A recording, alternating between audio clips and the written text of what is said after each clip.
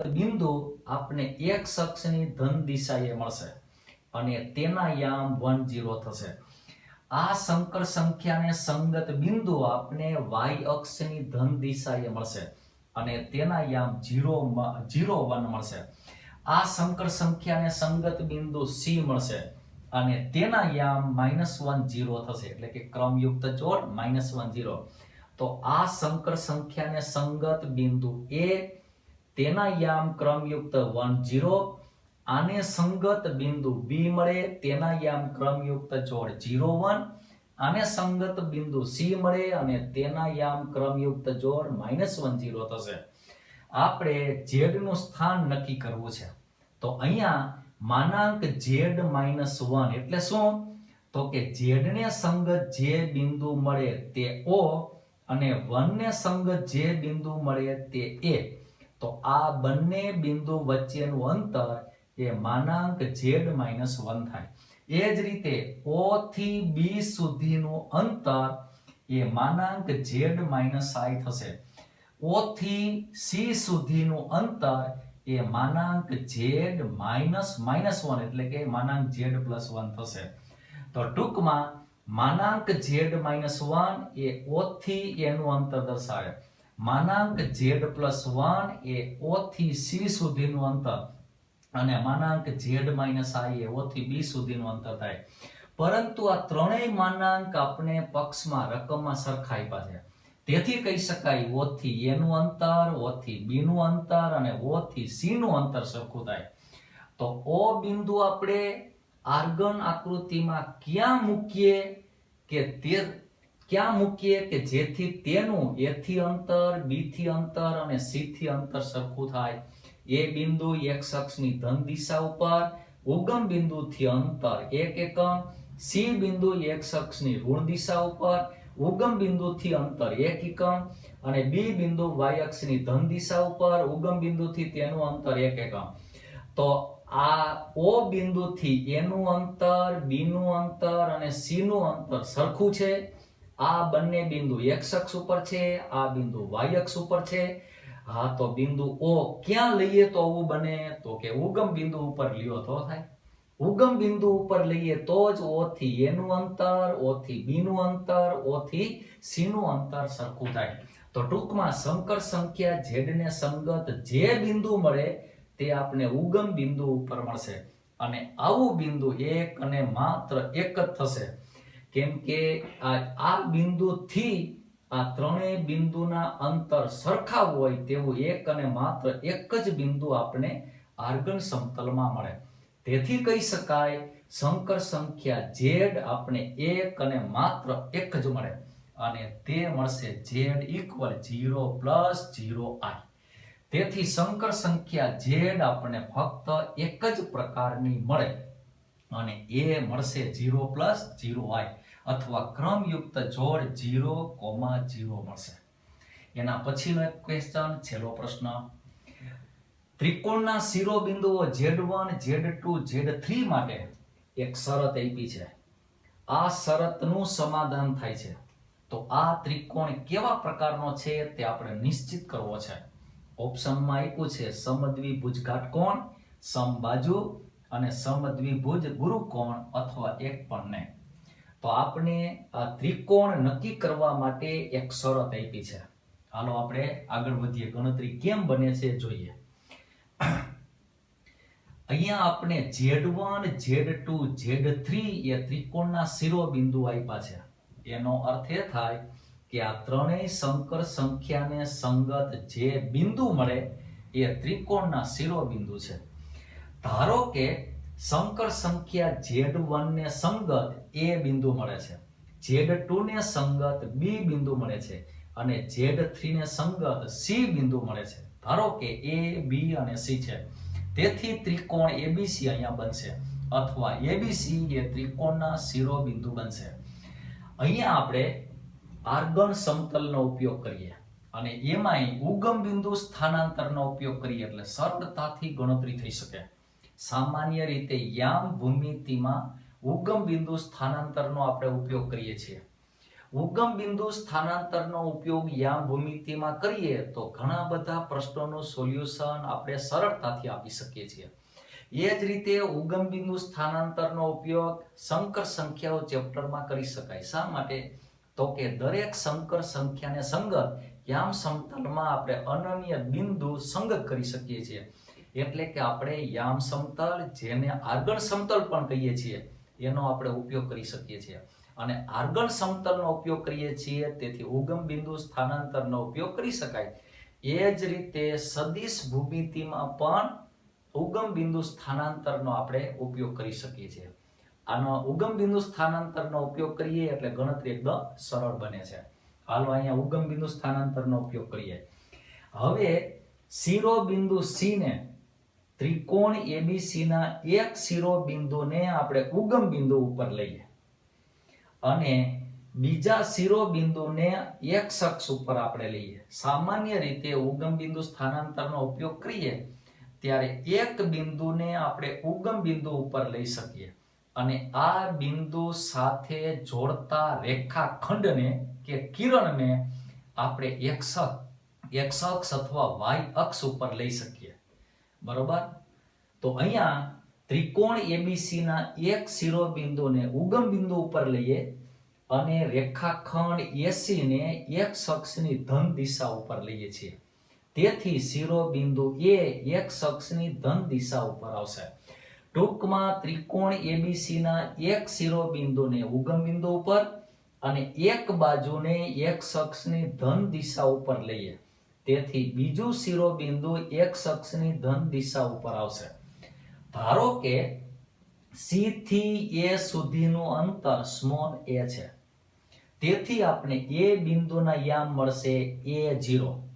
C બિંદુના યામ 0 0 સ્પષ્ટ થશે કેમ કે તે ઉગમ બિંદુ ઉપર છે. C થી A બિંદુ સુધીનું આપણે અંતર ધારી લઈએ છીએ, ગણતરી સરળ પડે એટલા માટે. તેથી A બિંદુના યામ A0 થશે. B બિંદુના યામ શું થાય એ આપને ખબર નથી. હાલો આગળ વધીએ. હવે અહીંયા આપણે આ શરત આપી છે, એમાં ડાબી બાજુ જમણી બાજુની સંકર સંખ્યા સરખી છે, તેથી બંને બાજુનો માનાંક સરખો થશે. અંશ અને છેદને આપણે સ્વતંત્ર માનાંક આપીએ એટલે અંશમાં માનાંક Z3 - Z1. અહીંયા Z1 અને Z3 ની અદલ બદલ કરી કેમ કે માનાંકની અંદર અદલ બદલ કરો કાંઈ ફેર પડતો નથી. એ જ રીતે છેદમાં માનાંક Z3 - Z2 બનશે. અંશ અને છેદને સ્વતંત્ર માનાંક આપ્યા. જમણી બાજુના માનાંકની કિંમત 1 થશે. હવે આપણે આવડે છે √a² + b² નો ઉપયોગ એટલે 1 થશે. હવે છેદના માનાંકને જમણી બાજુ લઈ ગયા એટલે આપને આવું મળશે માનાંક Z3 - Z1 = માનાંક Z3 - Z2. પરંતુ બે સંકર સંખ્યાના તફાવતનો માનાંક એટલે શું? તો કે એ બંને સંકર સંખ્યાને સંગત જે બિંદુ મળે તેમની વચ્ચેનું અંતર. તો ટૂંકમાં માનાંક Z3 - Z1 એ Z3 ને સંગત મળતું બિંદુ C અને Z1 ને સંગત મળતું બિંદુ A એનું અંતર દર્શાવે. એટલે કે આ માનાંકની કિંમત એ C થી A સુધીનું અંતર દર્શાવશે.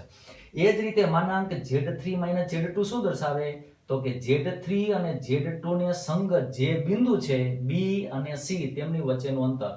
તો જમણી બાજુના માનાંકની કિંમત એ C થી B સુધીનું અંતર દર્શાવશે. એટલે કે આપણે મળશે CA = CB. એટલે કે આ ત્રિકોણમાં CA અને CB બંને બાજુના માપ સરખા થશે.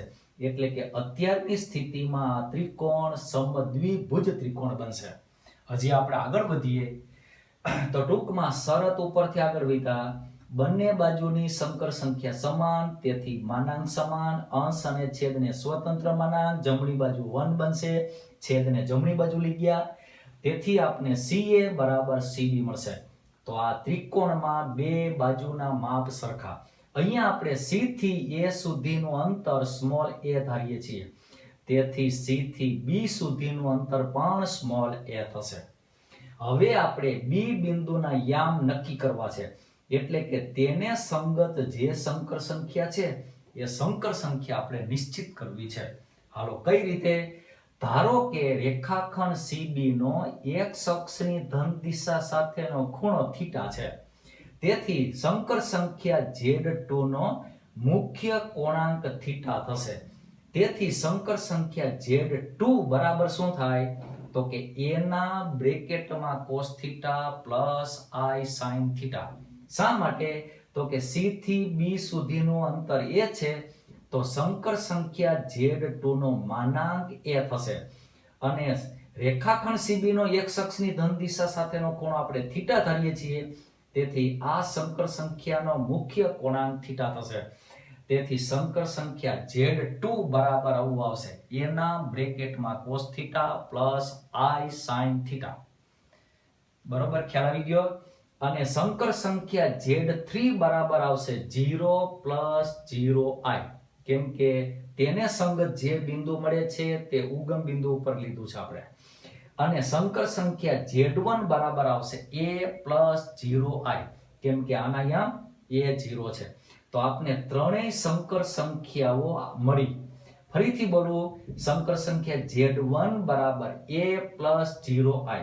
સંકર સંખ્યા Z2 બરાબર a ના બ્રેકેટમાં cos theta plus I sin theta. અને સંકર સંખ્યા Z3 બરાબર 0 પ્લસ 0i. આ રીતે મળે. હાલ એ ત્રણેય સંકર સંખ્યા આ શરતમાં ફરીથી મૂકો. તેથી અંશમાં Z1 માઇનસ Z3 ની કિંમત a આવશે. કેમ કે આ આવશે a પ્લસ 0i, આ આવશે 0 પ્લસ 0i, એટલે બાદબાકી a થશે.